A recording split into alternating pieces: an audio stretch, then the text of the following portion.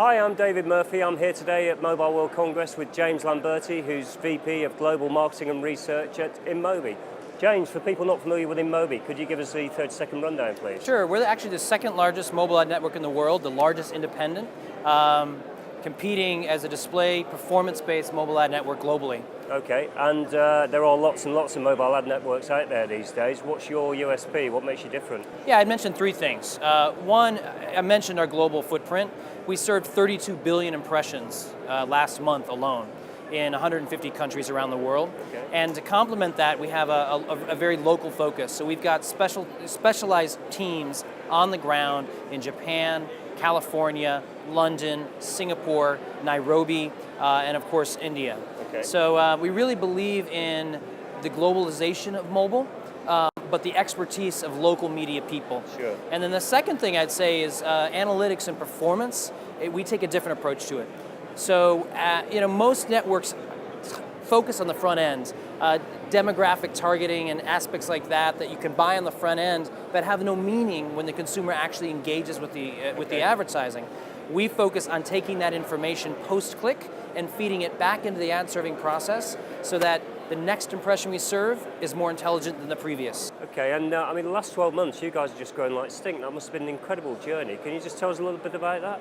Yeah, so I started at the company actually this time last year. I think we met in February of last year. I was the second hire in the US, right, just to give you a perspective. Sure. When we started, we were 7.5 billion impressions globally, about 50 or 60 of us. We're now 32 billion impressions, so 5x growth. Wow. We launched in Japan, and we're now the #1 smartphone network in Japan in 6 months. Wow. In the US, we launched in June of 2010. We're up to 6 billion impressions in that market. And a year ago, we launched in Europe, and we're now the #2 player. 220 people.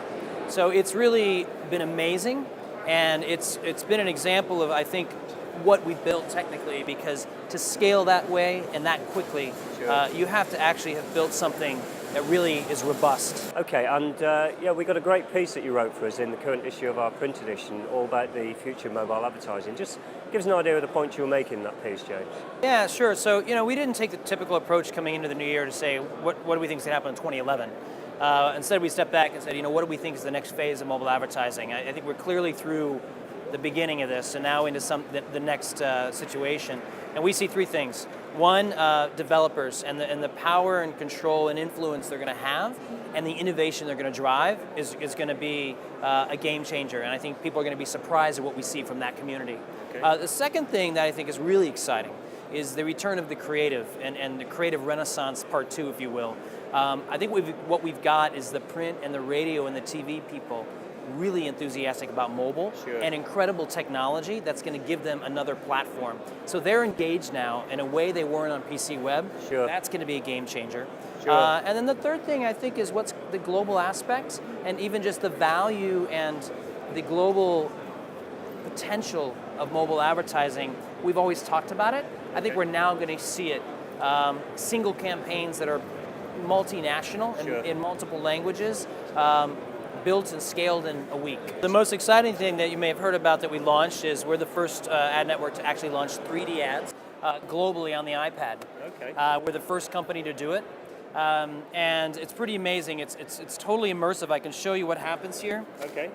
You can see the ad, and the accelerometer of the device is picking up an actual bounce or movement of the camera that's being advertised. Click on the ad, it expands.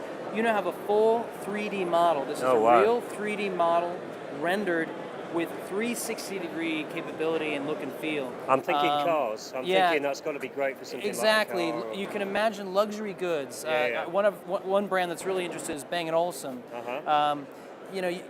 Any experience that needs to be in retail to really convey the message to the consumer is perfect for this ad unit. Yeah. And it's also a good example of what InMobi's doing for mobile technology globally. Sure. Our partner Cooliris is really the 3D modeling expert. We're not in the business of 3D models, but what we can do is take technology and append it to our global network to provide scale and reach immediately.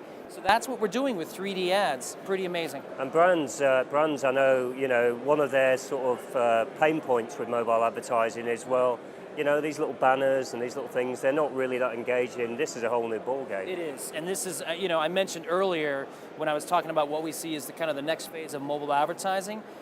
It is about the creative, and I think creative taking center stage again. Yeah. And having learned from PC's sort of almost overemphasis on Sure. just the data and the media plan. Yeah. Whereas now I think the creative folks in the agencies are getting very excited and very engaged with mobile because of this type of capability. Well, I look forward to seeing those ads on my own iPad. Thank you very much, James. You're welcome. Good to talk to you.